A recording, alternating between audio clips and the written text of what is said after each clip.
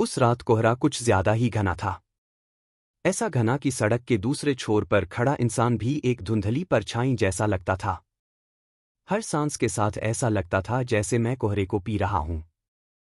ऐसा लग रहा था जैसे पूरी दुनिया ने अपनी सांसें थाम ली हों। और उसी कोहरे में छुपा था एक रहस्य, एक ऐसा रहस्य जो सिर्फ एक इंसान की मौत नहीं, बल्कि कई जिंदगियों का गणित बिगाड़ने वाला था। और हाँ, मैं उस रहस्य का पहला गवाह था। मेरा नाम है समर राठौड़। पेशे से मैं एक लेखक हूं, लेकिन जो कहानी मैं आज आपको सुनाने जा रहा हूं, वो मेरी कल्पना नहीं है। ये सच्ची घटना है। एक ऐसी घटना जो मेरे रूह तक को झकझोर गई। ये उस शहर की है जहां की गलियां रात में भी करवटें लेती हैं और जहां चुप्पियां भी चिल्ला चिल्लाकर कुछ कहती हैं। उस शहर का नाम है शिवनगरी। शिवनगरी का नाम सुनते ही आपके जहन में किसी शांत, साधु संतों वाले तीर्थस्थल की छवि उभरेगी। लेकिन असलियत इससे बहुत अलग है। यहाँ के मंदिरों की घंटियां जितनी जोर से बजती हैं, उतनी ही शिद्दत से यहाँ के राज भी दबाए जाते हैं। यहाँ हर चौराहा, हर मोड़, हर दीवार कुछ न कुछ जानती है, कुछ न कुछ छुपाती है। दिसंबर की वो रात कुछ अलग थी। हवाओं में बर्फ की झलक थी और सन्नाटे में एक अजीब सी खामोशी। सड़कों पर टहलते कुत्ते तक आज ज्यादा सतर्क लग रहे थे। मेरी उंगलियां ठंड से कांप रही थीं और मेरी सांसों से निकलती भाप मुझे बार बार इस बात का एहसास दिला रही थी कि मैं जिंदा हूं। लेकिन शिवनगरी के एक हिस्से में कोई एक शख्स उस वक्त जिंदा नहीं था। मैं अपने पुराने दोस्त इंस्पेक्टर अर्जुन मल्होत्रा से मिलने पुलिस स्टेशन गया था। अर्जुन कॉलेज के दिनों से ही मेरा करीबी रहा है, सुलझा हुआ मगर भीतर ही भीतर कुछ उलझा सा इंसान। एक ऐसा इंसान जो कभी अपने इमोशंस को चेहरे पर नहीं लाता, लेकिन आज उसकी आंखों में कुछ अलग ही बेचैनी थी। वो अपनी पुरानी मेज पर कुछ फाइलें पलटते हुए बेहद परेशान लग रहा था। उसकी उंगलियां कागजों के कोनों को थामे हुए थीं, जैसे वो उन्हें मसल देना चाहता हो। उसके माथे की सिलवटें बता रही थीं कि मामला आम नहीं है। अर्जुन, क्या बात है? इतने तनाव में क्यों हो? कोई खास केस है क्या? मैंने उससे पूछा, एक हल्की मुस्कान के साथ, ये सोचते हुए कि शायद कुछ मामूली चोरी डकैती का मामला होगा। लेकिन अगले ही पल उसने जो कहा, उसने मेरी नसों में ठंडक दौड़ा दी। उसने मेरी ओर देखा, उसकी आंखों में नींद की जगह बेचैनी थी और उस बेचैनी में छुपा था डर। नहीं, डर नहीं, जिम्मेदारी का बोझ। समर, एक अजीब केस आया है। शहर के सबसे बड़े वकील देवेंद्र मेहरा का कत्ल हो गया है। लेकिन न कोई गवाह है, न कोई सुराग। और सबसे अजीब बात यह है कि जिस घर में उनका मर्डर हुआ, वो अंदर से लॉक था। खिड़कियां बंद, दरवाजा बंद और ताला अंदर से। मैंने चौंक कर उसकी तरफ देखा। मतलब, कोई अंदर से ताला लगाकर कैसे कत्ल कर सकता है? या फिर अर्जुन ने मेरी बात बीच में काटते हुए कहा, या फिर कातिल अभी भी अंदर ही है? यही तो सोच रहा हूं। लेकिन जब पुलिस पहुंची, तो कमरा पूरी तरह खाली था। बस मेहरा साहब की लाश और दीवार पर खून से लिखा एक शब्द, निर्णय। निर्णय? इसका क्या मतलब हुआ? अर्जुन ने गहरी सांस ली और मुझे पास पड़ी फाइल की ओर इशारा किया। ये रहा पूरा केस। देख ले और तू ही बता कि इसमें क्या तुक बनती है। मैंने फाइल खोली और पढ़ना शुरू किया। दिनांक 13 दिसंबर 2022। स्थान मेहरा हाउस, रॉयल स्ट्रीट, शिवनगरी। मृतक एडवोकेट देवेंद्र मेहरा, उम्र 63 वर्ष। स्थिति, शव उनके निजी स्टडी रूम में मिला। कमरे का दरवाजा अंदर से बंद था, खिड़कियां जालीदार और लॉक। पोस्टमार्टम रिपोर्ट, गर्दन पर किसी तेजधार चीज से हमला। समय, रात 1:15 से 2 के बीच। रिपोर्ट पढ़ते पढ़ते मेरी आंखें एक जगह रुक गईं। विशेष विवरण, घटनास्थल पर कोई फिंगरप्रिंट नहीं मिला। कमरे की दीवार पर खून से लिखा गया था, निर्णय। कमरे में टेबल पर 3 फाइलें खुली हुई थीं। तीनों फाइलें उन केसों की थीं जिनमें देवेंद्र मेहरा ने 3 अलग अलग व्यक्तियों को निर्दोष साबित किया था, जबकि समाज उन्हें दोषी मानता था। मैंने सिर उठाया और अर्जुन से पूछा, ये 3 केस, इनकी डिटेल्स मिल सकती हैं? उसने हमें सिर हिलाया और कहा, कल सुबह से हम इन्हीं फाइलों पर काम कर रहे हैं। लेकिन एक अजीब बात है। इन तीनों में से एक व्यक्ति, विजय खन्ना, 4 दिन पहले शहर लौटा है। वो पिछले 2 साल से गायब था। मैंने धीरे से कहा, क्या हो सकता है कि ये कत्ल उन पुराने केसों से जुड़ा हो? कोई बदला, कोई अंतर्निहित गुस्सा जो अब बाहर आया हो। अर्जुन कुछ पल चुप रहा। फिर उसने कहा, मैंने तुम्हें इसलिए बुलाया है, समर, क्योंकि ये केस सिर्फ पुलिस का नहीं है। ये मनोविज्ञान, भावना और रहस्य का मामला है। और तुझसे बेहतर कोई नहीं समझ सकता इन तहों को। मैंने फाइलें समेटी और कहा, तो चलो, शुरू करते हैं परतों को खोलना। रहस्य की पहली परत आज रात ही हटेगी। क्या देवेंद्र मेहरा का कत्ल वास्तव में किसी बदले की आग थी? या निर्णय शब्द में छुपा है कोई और संकेत? विजय खन्ना की वापसी क्या सिर्फ एक संयोग है या एक चेतावनी? जानिए अगले भाग में, जहां हर जवाब अपने साथ एक नया सवाल लाएगा। कभी कभी ऐसा होता है कि हम किसी पुराने दरवाजे को यूं ही टटोल लेते हैं, ये सोचकर कि शायद वो सिर्फ जंग खा चुका है, मगर जब वो दरवाजा चरमराता है और खुलता है, तो पीछे अंधेरा नहीं, बल्कि कोई भूतकाल छुपा मिलता है। वकील देवेंद्र मेहरा की मौत की खबर पूरे शिवनगरी में आग की तरह फैल चुकी थी। हर गली, हर नुक्कड़, हर अड्डे पर सिर्फ एक ही चर्चा थी, हवेली में कत्ल कैसे हुआ, लेकिन कोई नहीं जानता था कि ये रहस्य कितना गहरा है। और मैं, समर राठौड़, अब इस कहानी में सिर्फ एक बाहरी दर्शक नहीं रहा था। मैं उस कत्ल के धागों से जुड़ चुका था, बिना अपनी मर्जी के, लेकिन शायद अपनी तकदीर से। अर्जुन ने मुझे अगले दिन सुबह पुलिस स्टेशन बुलाया। वह पहले से भी ज्यादा थका हुआ और चिंतित लग रहा था। उसकी आंखों के नीचे काले घेरे गवाही दे रहे थे कि वो सारी रात सो नहीं पाया। समर, आज हम हवेली चलेंगे, अर्जुन ने धीरे से कहा, मानो हवेली का नाम लेते ही वो खुद डर गया हो। कौन सी हवेली? मेहरा विला। वही जगह जहां कत्ल हुआ था। मेहरा विला। नाम सुनते ही मेरे मन में एक पुराना चित्र उभर आया। एक विशाल कोठी, जो शहर के पुराने हिस्से में थी, जहां अब लोग जाना बंद कर चुके थे। कहते हैं, हवेली की दीवारों में कुछ ऐसा दफन है जो बोलता नहीं, लेकिन सुनाई जरूर देता है। हम दोनों दोपहर को वहां पहुंचे।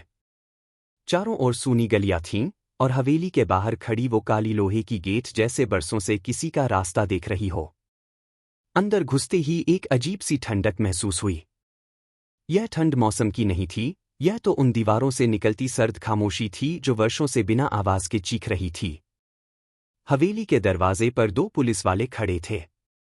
उन्होंने अर्जुन को सलाम किया और दरवाजा खोला। अंदर घुसते ही वो गंध महसूस हुई जिसे कोई भी भूल नहीं सकता, पुराने कागज, सीलन और अब खून की गंध।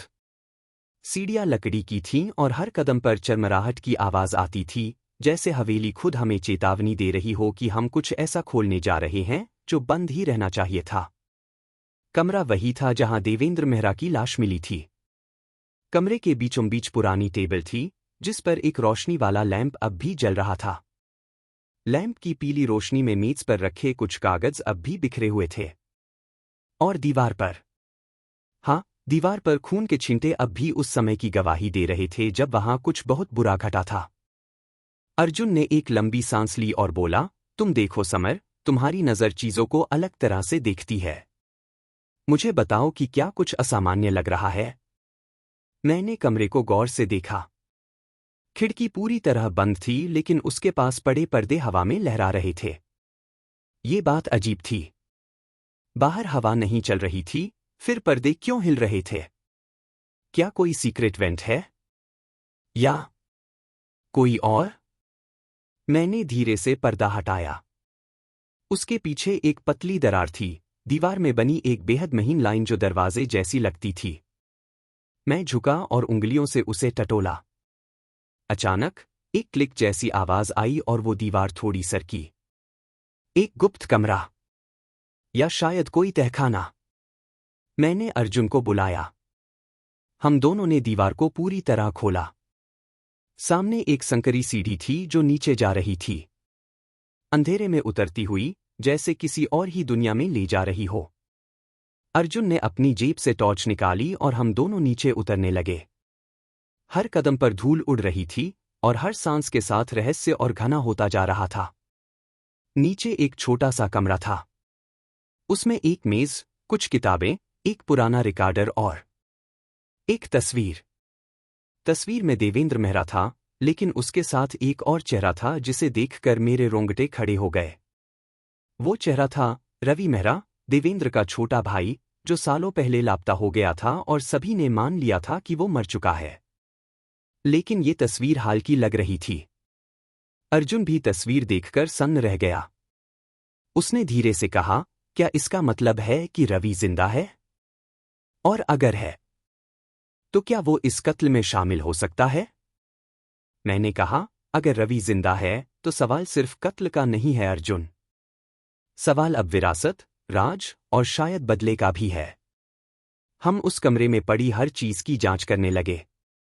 एक फाइल में कुछ दस्तावेज मिले जिनमें हवेली के पुराने नक्शे, कुछ कानूनी दस्तावेज और एक पत्र था। उस पत्र में लिखा था, अगर ये खत तुम्हारे हाथ लगे तो समझ लेना मैं अब जिंदा नहीं हूं। इस हवेली में जो कुछ दफन है वो सिर्फ एक लाश नहीं, एक कहानी है। कहानी उस भाई की जिसने मेरे सब कुछ छीना। उसकी वापसी तय है। और जब वो आएगा, शिवनगरी फिर से कांपेगी। हमने एक दूसरे की ओर देखा। यह कहानी सिर्फ एक कत्ल की नहीं थी। यह कहानी एक अधूरी दुश्मनी की थी। एक राज जो अब बाहर आने को तड़प रहा था। और तभी ऊपर की मंजिल से किसी के कदमों की आहट आई। जब सन्नाटा बोलने लगे और दीवारें सुनने लगे। समझो, तुम एक ऐसे रहस्य के दरवाजे पर हो जो खुद को जिंदा रखता है। मेरा विला में बिताई वो पहली दोपहर मेरे जीवन की सबसे विचित्र दोपहरों में से एक थी। हवेली का हर कमरा, हर कोना, हर दीवार जैसे कोई कहानी कह रही थी, मगर वो कहानी अधूरी थी। और हम, अर्जुन और मैं, उस अधूरी कहानी के शब्द ढूंढ रहे थे जो वकील मेहरा की मौत के पीछे छुपे थे। हवेली के मुख्य हाल में एक पुरानी घड़ी थी जिसकी टिक टिक समय के हर पल को सुई की तरह चुभो रही थी। उस घड़ी के ठीक नीचे एक बड़ा सा पेंटिंग टंगा था, देवेंद्र मेहरा अपने परिवार के साथ। लेकिन उस चित्र में एक अजीब बात थी, 3 चेहरे मुस्कुरा रहे थे, मगर एक चेहरा हल्के से धुंधला था, जैसे किसी ने जानबूझकर उस पर हाथ फेरा हो। अर्जुन, ये चौथा चेहरा कौन है? ये धुंधलाया हुआ क्यों है? मैंने पूछा। अर्जुन चुप रहा। फिर कुछ क्षणों के बाद बोला, ये शायद उनकी बेटी थी, श्रेया मेहरा। लेकिन वो कई साल पहले अचानक लापता हो गई थी। किसी को कुछ पता नहीं चला। लापता? एक और रहस्य। और अब इस कत्ल से उसका क्या संबंध हो सकता था? हमने हवेली के कमरों की तलाशी शुरू की। पुराने लकड़ी के फर्श हर कदम पर कराहते थे, जैसे वो हमें आगाह कर रहे हों कि आगे मत जाओ। लेकिन हम बढ़ते रहे। एक कमरा, जो हवेली के सबसे दूर वाले हिस्से में था, खास तौर पर बंद था। दरवाजा जंग लगा था, लेकिन जब अर्जुन ने जोर लगाकर उसे खोला, तो भीतर से जैसे ठंडी हवा का एक झोंका निकला। कमरे के अंदर अंधेरा था और खिड़कियां मोटे पर्दों से ढकी हुई थीं। अर्जुन ने टॉर्च जलाई। कमरा धूल से भरा था, मगर दीवारों पर कई चित्र और रेखा चित्र बने थे। और बीचों बीच एक डेस्क थी, जिस पर एक पुरानी डायरी रखी थी। मैंने धीरे से वो डायरी खोली। पहले पन्ने पर लिखा था, श्रेया मेहरा की निजी डायरी। अगर इसे कोई पढ़ रहा है, तो जान ले कि मेरा अंत मेरी कहानी से जुड़ा है। हम दोनों एक दूसरे की ओर देखे। अर्जुन ने कहा, यहां से कुछ बड़ा शुरू हो सकता है, समर। हम जो ढूंढ रहे हैं, उसका रास्ता यहीं से हो सकता है। डायरी के पन्ने धैर्य और दर्द से लिखे गए थे। उनमें एक लड़की की घुटती आवाज थी, जो पिता की परछाई में दबी जा रही थी। देवेंद्र मेहरा का एक दूसरा चेहरा सामने आने लगा, वो जो दुनिया ने कभी नहीं देखा था। श्रेया ने लिखा था, पापा के कमरे से रात में कुछ आवाजें आती हैं। कभी किसी और की फुसफुसाहट, कभी दरवाजे की खड़खड़ाहट। मुझे लगता है वो कुछ छुपा रहे हैं। एक दिन मैंने उन्हें तहखाने में जाते देखा था। उस तहखाने का दरवाज़ा हवेली के पिछले हिस्से में है और उन्होंने मुझसे कहा था कि वहां जाना मना है। लेकिन मैं जाऊंगी, क्योंकि मुझे जानना है कि वहां क्या छुपा है। तहखाना, मैंने धीमे से कहा। अर्जुन ने सिर हिलाया। इस हवेली में एक तहखाना है, मगर वो कई सालों से बंद पड़ा है। रिकॉर्ड में भी उसका जिक्र नहीं है। शायद देवेंद्र मेहरा ने उसे छुपा रखा था। हम दोनों का ध्यान अब उस तहखाने पर था। अगर श्रेया की बात सही थी, तो तहखाना इस पूरी गुत्थी की कुंजी हो सकता था। हमने हवेली के पिछले हिस्से की ओर कदम बढ़ाए। रास्ता जंगली बेलों और सूखे पत्तों से भरा था।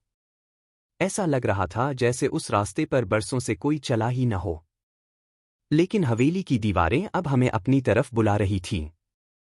हर खड़खड़ाहट, हर दरार एक संकेत बन चुकी थी। तभी अर्जुन को जमीन में एक लोहे का हैंडल दिखा। हम दोनों ने मिलकर झाड़ियां हटाईं और जमीन में एक आयताकार पत्थर का ढक्कन दिखाई दिया। वही था तहखाने का दरवाज़ा। हमने सांस रोकी और अर्जुन ने धीरे से उसे खींचा। भीतर अंधकार था, मगर हवा भारी लग रही थी। जैसे अंदर की हवा जिंदा नहीं, सड़ी हुई हो। जैसे उस जगह ने न जाने कितनी कहानियों को अपने भीतर गाड़ दिया हो। हम अंदर चलें? मैंने पूछा। अर्जुन ने मुझे देखा, फिर धीमे से बोला, अब पीछे लौटना मुश्किल है, समर। हम दोनों ने अपनी टॉर्च जलाई और सीढ़ियों से नीचे उतरने लगे। दीवारें गीली थीं और सीढ़ियां काई से ढकी। नीचे उतरते ही एक बड़ा सा कमरा सामने आया, जिसमें पुरानी फाइलें, संदूक और धातु की अलमारियां थीं। लेकिन सबसे कोने में एक लोहे का पिंजरा रखा था, जिसके अंदर एक लकड़ी की कुर्सी थी और कुर्सी पर बंधी हुई जंजीरें। हमने एक दूसरे की ओर देखा। यह सिर्फ तहखाना नहीं था, यह एक जेल थी। और शायद एक टॉर्च की रोशनी में हमने जमीन पर कुछ देखा, खून के धब्बे। बहुत पुराने, लेकिन अब भी गहरे। और तभी अर्जुन को एक कागज मिला। उस पर लिखा था, श्रेया को यहां कैद किया गया था। वो जानती थी बहुत कुछ। और अब वो चुप है। लेकिन क्या सच भी चुप हो जाएगा? मैं कांप गया। हवेली अब सिर्फ एक पुरानी इमारत नहीं थी। वो एक जिंदा कब्र थी, जहां हर दीवार के पीछे कोई चीख, कोई साजिश और कोई अधूरी मौत दबी थी। हमने तहखाने को बंद किया। लेकिन उस रात हम दोनों नहीं सो पाए। सवाल अब और गहरे हो चुके थे। क्या श्रेया अभी भी जीवित है? क्या उसका अपने पिता की हत्या से कोई संबंध है? और अगर नहीं, तो फिर किसने मारा वकील देवेंद्र मेहरा को? कहानी अब सिर्फ एक हत्या की नहीं थी। यह अतीत से वर्तमान तक फैले हुए एक जाल की कहानी बन चुकी थी। और हमें उस जाल से बाहर निकलना था, बिना फंसे। हर दरवाजे के पीछे कोई कहानी नहीं होती। कुछ दरवाजे अपने पीछे इतिहास को दफन करते हैं, और जब वो खुलते हैं, इतिहास सांस लेने लगता है। हवेली का वह पुराना दरवाजा जिस पर जंग जमी थी, आखिरकार अर्जुन के जोर लगाने पर चरमराता हुआ खुला। भीतर अंधेरा था, एक ऐसा अंधकार जो केवल रोशनी से ही नहीं, हिम्मत से भी दूर हो सकता था। मैंने टॉर्च जलाई। उसकी रोशनी सीधी उस कमरे की पिछली दीवार पर पड़ी, जहां कुछ लिखा था। धूल और जाले हटाते ही दीवार पर एक नाम उभरा, श्रेया। नीचे की ओर एक तीर बना था, जो लकड़ी की अलमारी की ओर इशारा कर रहा था। अर्जुन ने अलमारी खोली तो उसमें एक गुप्त द्वार मिला, नीचे तहखाने की ओर जाता हुआ। क्या तुम सोचते हो कि यह श्रेया की लापता होने की कहानी से जुड़ा हो सकता है? अर्जुन ने मेरी ओर देखा। मैंने सिर हिलाया, और शायद वकील मेहरा की मौत से भी। चलो, नीचे चलते हैं। सीढ़ियां लकड़ी की थीं और हर कदम पर आवाज करती थीं। नीचे की हवा भारी थी, नम और सड़ी हुई, जैसे वहां समय रुक गया हो। रोशनी में हमें चारों ओर दीवारों पर चित्र दिखाई दिए, पुराने, घिसे-पिटे स्केचेस। एक कोने में एक लोहे की संदूक रखी थी। उसमें एक पुरानी डायरी थी। हमने उसे खोला, उसमें श्रेया की लिखाई थी। मुझे इस तहखाने में बंद कर दिया गया है। पापा नहीं जानते कि मैं जिंदा हूं। मुझे विश्वासघात किया गया है। वही व्यक्ति जिसने मुझसे प्यार का दिखावा किया, उसने ही मुझे यहां बंद कर दिया। पन्ने पुराने थे, स्याही धुंधली पड़ गई थी, लेकिन शब्दों का दर्द आज भी ताज़ा था। हमारी रूह कांप गई। तभी तहखाने की एक दीवार के पीछे से आवाज आई, जैसे किसी ने दीवार पर दस्तक दी हो। हमने देखा, उस दीवार पर हल्के से निशान थे, जैसे हाल ही में उसे खोला गया हो। अर्जुन ने ध्यान से दीवार पर दस्तक दी। दूसरी ओर से फिर वही आवाज। मैंने फुसफुसाते हुए कहा, कोई अब भी जिंदा है क्या? अर्जुन ने तुरंत दीवार को धकेला। एक पतली दरार खुल गई। उसके भीतर अंधकार था, और उसमें से एक धीमी आवाज आई, कौन है? मैंने टॉर्च अंदर घुमाई। एक महिला, अधेड़ उम्र की, कांपती हुई, थकी और जर्जर हालत में। वह वहां बैठी थी। श्रेया, अर्जुन की आवाज कांप उठी। महिला ने सिर उठाया, उसकी आंखों में वर्षों का दर्द और आश्चर्य था। तुम मुझे ढूंढने आए हो? हम स्तब्ध थे। इतने वर्षों बाद कोई अब तक जीवित था। और शायद वही इस पूरी कहानी की चाबी थी। लेकिन इससे पहले कि हम कुछ पूछ पाते, ऊपर हवेली के हाल में जोर की आवाज गूंजी, जैसे कोई चीज जमीन पर गिरी हो। किसी के तेज कदमों की आहट आई, और फिर सन्नाटा। कोई तीसरा व्यक्ति इस रहस्य से भी ज्यादा बड़ा रहस्य खुद को छिपाए हुए है। कभी कभी सच्चाई इतनी चुपचाप पास खड़ी होती है कि हम उसकी आहट तक नहीं सुनते। और जब हम उसकी आंखों में आंखें डालते हैं, तब समझ में आता है कि डर और भ्रम ने हमें कितना दूर भटका दिया। हमने श्रेया की डायरी पढ़नी शुरू की। हर पन्ना, हर शब्द जैसे समय को उल्टा घुमा रहा था। उसका आखिरी दर्ज किया गया वाक्य दिल को चीर देने वाला था। अगर किसी दिन यह डायरी किसी को मिले तो जान लेना, मैं उस इंसान पर सबसे ज्यादा भरोसा करती थी जिसने मुझे यहां कैद किया। और अब शायद मैं इस अंधेरे में हमेशा के लिए खो जाऊं। हम दोनों स्तब्ध रह गए। अर्जुन की आंखों में पहली बार भय था। उसकी सांसें भारी हो चलीं। उसने जिसे प्यार किया, वही उसका गद्दार था। लेकिन कौन था वो? मैंने जवाब नहीं दिया, क्योंकि मेरे भीतर एक शक गहराने लगा था।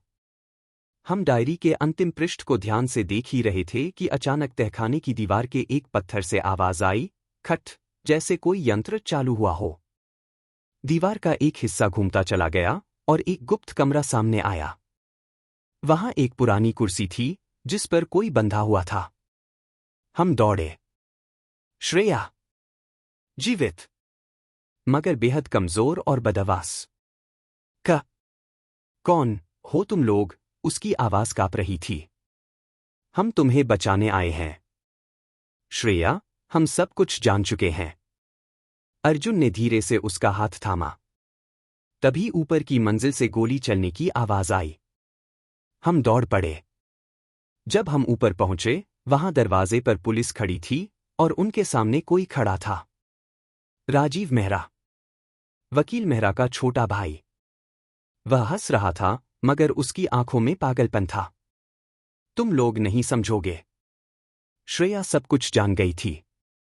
मैं ही असली वारिस हूं इस जायदाद का। उसका रहना मेरे लिए खतरा था। मैं ही था जिसने उसे तहखाने में कैद किया। और वकील मेहरा, वो मेरे रास्ते की आखिरी रुकावट था। पुलिस ने उसे गिरफ्तार कर लिया। वह चिल्ला रहा था, ये हवेली मेरी थी, सब मेरी थी। उसके जाने के बाद हवेली जैसे कुछ क्षणों के लिए सांस लेने लगी हो। हर कोना शांत हो गया था। हम श्रेया को लेकर बाहर निकले। अर्जुन ने मेरी ओर देखा, हमने सच को बाहर निकाल ही लिया। लेकिन कितने सालों से वो परछाइयों में छुपा था। मैंने कहा, और सबसे बड़ी बात यह है कि जब भी हम किसी सच्चाई की तलाश में निकलते हैं, तो वो हमें वहां ले जाती है जहां हम कभी जाने की कल्पना भी नहीं करते। हमारे अगले वीडियो के लिए जुड़े रहें। हम जल्द ही नए वीडियो के साथ मिलेंगे।